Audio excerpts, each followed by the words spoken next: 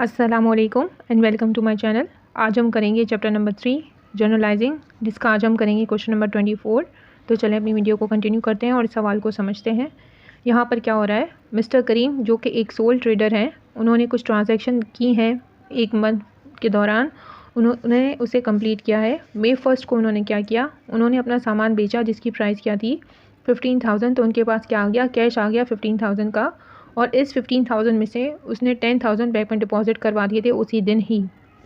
तो आप इसकी एंट्री क्या बनाओगे, 1992 May 1 को आप लिखोगे बैंक में आपने जमा करवाया 10,000, आपके हाथ में कितने पैसे हैं 5,000, कैश लिखोगे डेबिट साइड पे। और सेल्स आपका रेवेन्यू अकाउंट है, जब भी इंक्रीज़ होगा क्रेडिट साइड पे जाएगा, तो उसको आप 15,000 से क्रेडिट कर दोगे।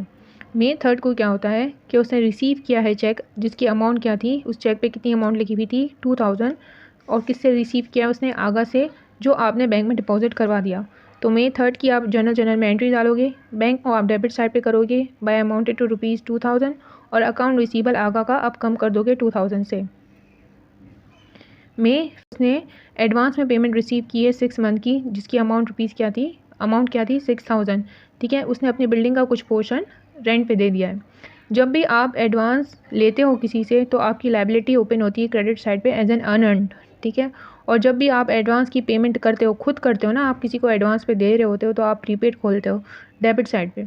लेकिन यहाँ पर क्योंकि आप एडवांस ले रहे हो, तो इसलिए आप अनअर्न्ड ओपन करोगे क्रेडिट साइड पे। ठीक है, डेबिट साइड पे आपने लिख दिया कैश 6,000 और अनअर्न्ड आपने लिख दिया 6,000 से क्रेडिट कर दिया।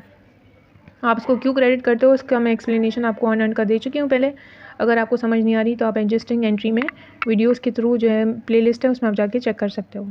ठीक है, May 10 को क्या हो रहा है, आगा ने जो चेक दिया था वो डिसऑनर हो गया, बैंक ने रिटर्न कर दिया क्योंकि वो अप्रूव नहीं किया बैंक ने, तो वापस कर दिया गया किसको, मिस्टर करीम को।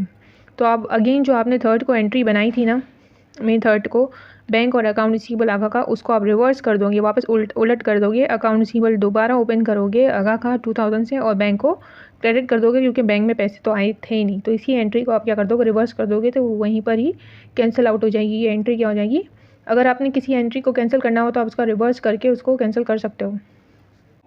यहाँ पर नरेशन दी हुई है, तो गिवन है इसलिए मैं आपको रिपीट नहीं करी ताकि आपका टाइम ज़्यादा नहीं हो। तो आप इसमें से ही देख लीजिएगा, नरेशन आप देख कर लिख सकते हो। तो मेन पॉइंट्स मैं चाह रही थी कि आपको फोकस करूँ, इसीलिए मैं आपको बेसिकली ट्रांजेक्शन ही समझाना मेन है। अब यहाँ पे क्या हो रहा है, May 12 को क्या हो रहा है, पेमेंट की गई है फाइन कंपनी को अमाउंटेड टू ₹5,000। अगर फॉर एग्जांपल आप किसी को 5,000 की पेमेंट करने जाते हो, टोटल आपको 5,000 ही देने, और आपने क्या करा है, चेक उसको 2% का आपने डिस्काउंट मांगा है, लेकिन आपने सेटलमेंट उससे कर ली है। तो आपने 2% का डिस्काउंट 5,000 से आप 2% का डिस्काउंट निकालोगे, 5,000 मल्टीप्लाई बाय 2 डिवाइडेड बाय 100, तो आपके पास क्या आ जाएगा, आंसर 100 आ जाएगा। फिर आप 5,000 में से 100 को सब्ट्रैक्ट करोगे तो आपके पास क्या आएगा, 4,900 आएगा। और 4,900 का यानी आपने चेक बना के उसको दिया है, और 2% का आपने डिस्काउंट अवेल किया है, जो कि उसकी अमाउंट क्या है 100। तो आप 5,000 से पहले तो सेटलमेंट पूरी कंप्लीट कर दोगे, यानी आपकी लायबिलिटी खत्म होने वाली है। अब आपने क्या करना है, अकाउंट पेबल लिखना है, फाइन कंपनी का 5,000 से क्लोज कर देना है डेबिट साइड पर डालकर उसको। बैंक में से आपकी कितनी चली जाएंगी, अभी मैंने आपको कैलकुलेट करके समझाया। 4,900 का आपने चेक बनाया हुआ होगा। यहाँ पे चेक ने की बताया नहीं कि चेक में क्या लिखा था, तो हमने किस तरह फाइंड आउट किया, पहले हमने डिस्काउंट को लेस किया 5,000 में से, तो हमें पता चल गया कि चेक कितने का बना हुआ था, यानी 4,900 का बना हुआ था। और परचेज डिस्काउंट जो है वो क्रेडिट नेचर ऑफ अकाउंट है, जब भी इंक्रीज़ होता है क्रेडिट साइड पर जाता है, तो 100 से आप उसको क्रेडिट कर दोगे। 15 को क्या हो रहा है, May 15 को उसे मिस्टर करीम को चेक रिसीव हुआ है बाबर एंड कंपनी से। वो चेक की सेटलमेंट कितने की थी, 8,000 की थी। ठीक है, उस पर 2% का डिस्काउंट था। ठीक है, तो अब हमको ये नहीं पता कि चेक पे अमाउंट क्या लिखी हुई है। ठीक है, तो वो सेटलमेंट उसने क्या की थी 8,000 की, उसने अपनी कंप्लीट अकाउंट रिसीवेबल ख़त्म करने वो आया था, उसने चेक दिया था और 2% का उसने डिस्काउंट मांगा था। अब 8,000 से आप 2% निकालोगे तो आपके पास क्या आएगा, 8,000 मल्टीप्लाई बाय 2 डिवाइडेड बाय 100 करोगे तो आपके पास क्या आ जाएगा, 160 आ जाएगा, जो कि आपका सेल्स डिस्काउंट कंसिडर होगा, और वो डेबिट साइड पर जाएगा क्योंकि वो कॉन्ट्रा रेवेन्यू अकाउंट है, यानी एसेट के यानी सेल्स के अपोजिट होता है। ठीक है, तो उसको किधर जाना होगा, उसको डेबिट साइड पे आप रिकॉर्ड करोगे, यानी 160 आप डेबिट साइड पे रिकॉर्ड करोगे सेल्स डिस्काउंट, और 8,000 में से आप 160 को सब्ट्रैक्ट करोगे तो आपके पास क्या आएगा, 7,840। यहाँ पर अभी आप इनिशियली कैश रिकॉर्ड करोगे, हालांकि उसने आपको चेक दिया है, लेकिन आपने यहाँ पे ये नहीं हुआ कि आपने डिपॉजिट करवा दिया है, ये आया है कि आपको चेक रिसीव हुआ है, तो इसलिए आप यहाँ पर कैश ही रिकॉर्ड करोगे 7,840 से, और account receivable Babar and company का ख़त्म कर दोगे, यानी सेटलमेंट हो गई है 8,000 की, तो 8,000 से आप उसको क्लोज़ कर दोगे। 17 मई को क्या हो रहा है कि बाबर कंपनी का जो चेक आपको रिसीव हुआ था वो आपने बैंक में जमा करवा दिया। अब आपने बैंक में डलवा दिया है तो आप बैंक को डेबिट साइड पे करोगे 7840 से, और कैश यानी जो आपने ऊपर रिकॉर्ड किया था उसको आप क्रेडिट साइड पे करोगे 7840 से।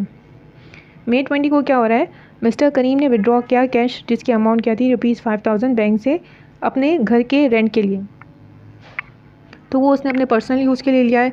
तो आप ड्राइंग्स लिखोगे करीम के नाम से और बैंक को आप क्रेडिट कर दोगे 5000 से, ठीक है। फॉर पर्सनल यूज़ है इसलिए ड्राइंग और बैंक जा रहा है।